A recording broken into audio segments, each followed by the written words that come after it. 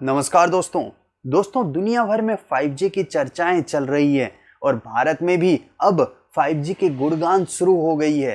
तो 5G का नाम सुनते ही सबसे पहले आपके मन में आएगा कि आखिर क्या है 5G? 5G के आने से क्या होगा, इसे कैसे यूज करते हैं और क्या 5G हमारे देश में अवेलेबल है भारत में? 5G का स्पेक्ट्रम होता है, वो स्पेक्ट्रम भारत कैसे यूज करेगा? इन सब सवालों के बारे में आज डिस्कस करेंगे इस वीडियो में। आप सबका स्वागत है सोशल डिस्कवर में। आइए देखते हैं 5G और 5th जनरेशन। एक लेटेस्ट अपग्रेड आया है मोबाइल ब्रॉडबैंड नेटवर्क के LTE में। फर्स्ट जनरेशन में सिर्फ हम एक सेल फोन से वॉइस कॉल ही कर सकते थे। सेकेंड जनरेशन में हम वॉइस कॉल के साथ टेक्स्ट मैसेज भी कर सकते थे। थर्ड जनरेशन में वॉइस कॉल टेक्स्ट मैसेज के साथ ब्राउजिंग भी जुड़ गया था और फोर्थ जनरेशन में वॉइस कॉल टेक्स्ट मैसेज में और ब्राउजिंग की जो स्पीड थी उसमें अपग्रेडेशन किया गया। और उसके बाद अब आया है फिफ्थ जनरेशन। फिफ्थ जनरेशन में जो फोर्थ जनरेशन की स्पीड थी उससे कई गुना ज़्यादा स्पीड में अपग्रेड किया जाएगा। नेटवर्क में भी अपग्रेड होंगे और आपके स्पीड में भी अपग्रेड होंगे। वो किस तरीके से अपग्रेड होंगे इस वीडियो में देखिए।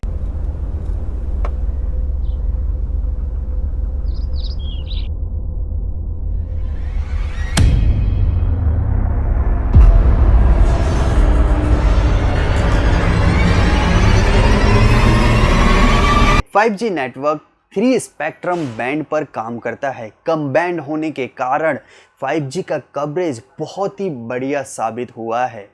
वैसे तो इसकी स्पीड 100 Mbps कही जाती है, लेकिन अगर आप किसी टावर के नज़दीक चले जाएं तो ये स्पीड 100 से 1000 जा सकती है और कई बार तो 1000 से भी प्लस जा सकती है, जैसा कि मैंने आपको लास्ट वीडियो में दिखाया। और दोस्तों भारत की बात करें तो अभी कई ऐसी जगह है जहां पर 4G नेटवर्क भी ढंग से काम नहीं करता है। इसके लिए भारत में मोबाइल नेटवर्क के टावर घरों की छतों पर भी लगाए जा रहे हैं। ये काम भारत में नहीं पूरी दुनिया में बड़ी तेजी से चल रहा है। भारत में 5G नेटवर्क के लिए बहुत सारे इम्प्रूवमेंट की ज़रूरत है।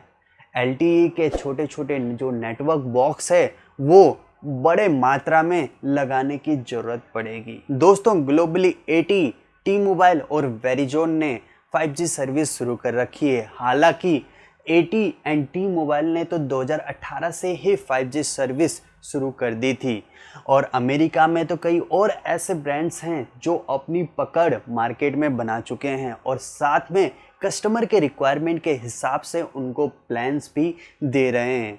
साथ में मोबाइल नेटवर्क के साथ साथ वो डिवाइस में भी काफ़ी तेज़ी से इम्प्रूवमेंट कर रहे हैं ताकि 5G के कंपैटिबल उनको जल्दी से जल्दी बनाया जाए। दोस्तों भारत में आपने ये न्यूज़ तो सुनी होगी कि रिलायंस ने 5G नेटवर्क के लिए अनाउंसमेंट कर दी है और वो भी मेड इन इंडिया, ताकि आत्मनिर्भर भारत को प्रमोट किया जा सके। और साथ में बेटर नेटवर्क कनेक्टिविटी के लिए बीम ट्रैकिंग का यूज़ किया जा रहा है ताकि रियल टाइम कनेक्टिविटी का पता चल सके और नेटवर्क को और बेटर कर सके हैं 5G में। 5G नेटवर्क में input multiple output efficiency check करने के लिए मीमो का डिज़ाइन किया गया है ताकि सिग्नल के थ्रूपुट को सही किया जा सके। भारत में 5G डिवाइस और मोबाइल तो उपलब्ध हैं, लेकिन काफ़ी कम मात्रा में। पर यहाँ पर 5G नेटवर्क का बिल्ड करने में अभी काफ़ी समय लग सकता है। अगर मैं डीपली बताऊं तो सबसे पहले गवर्नमेंट ऑफ इंडिया नेटवर्क की नीलामी करती है, उसके बाद नेसेसरी रेडियो स्पेक्ट्रम प्राप्त करना होता है और उसके बाद इंफ्रास्ट्रक्चर को बिल्डअप करना पड़ता है और उसके बाद ही सर्विस की शुरुआत हो सकती है। दुनिया भर के नेटवर्क ऑपरेटर कई फ्रीक्वेंसी बैंड में 5G सर्विस दे रहे हैं। 1 गीगाहर्ट्ज के तहत लॉन्गर रेंज बट स्पीड कम दिया जा रहा है। अगर मैं बात करूं मिड और मिड रेंज में तो अप टू 6 गीगाहर्ट्ज तक स्पीड दिया जाता है, जो कि 4G में भी सेम रेंज में ही दिया जाता था। अगर मैं high speed very high speed की बात करूं तो 20 गीगाहर्ट्ज या फिर उससे ज़्यादा आपको फ्रीक्वेंसी बैंड यूज़ करना पड़ेगा, तभी आपकी मिलीमीटर सेकेंड की जो हाई स्पीड है वो मिलेगी। भारत की बात करूं तो भारत में अब भी मिड और मिड रेंज वाली ही नेटवर्क फ्रीक्वेंसी उपलब्ध हैं और ट्राई ने कहा है कि 5G सर्विस भी मिड और मिड रेंज में ही उपलब्ध कराया जाएं, जो कि 3300 मेगाहर्ट्ज से 3400 मेगाहर्ट्ज और 3425 मेगाहर्ट्ज से 3600 मेगाहर्ट्ज में ही 5G सर्विस उपलब्ध कराए जाएं।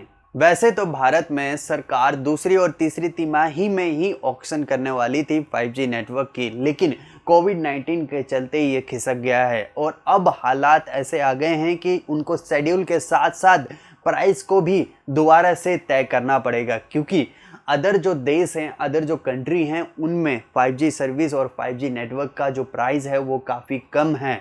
उसके तहत भारत को अपने जो प्राइस तय किए थे उसको डाउन करना पड़ सकता है। CLSA के तहत 3400 से 3800 मेगाहर्ट्ज का प्राइस 70 मिलियन USD भारत में तय किया गया था, लेकिन अगर मैं इटली की बात करूं तो वहां पर 26 मिलियन USD तय किया गया है और यहीं पर 18 मिलियन USD तय किया गया है साउथ कोरिया में और 10 मिलियन UK में, 5 मिलियन USD आपकी ऑस्ट्रेलिया में तय किया गया है। तो इन प्राइसों को देखें तो ये भारत से काफ़ी कम है। भारत में AGR के तहत पहले ही शुल्क बाकी है। कई कंपनियों का बकाया बाकी होने के कारण सुप्रीम कोर्ट में मामला भी चल रहा है।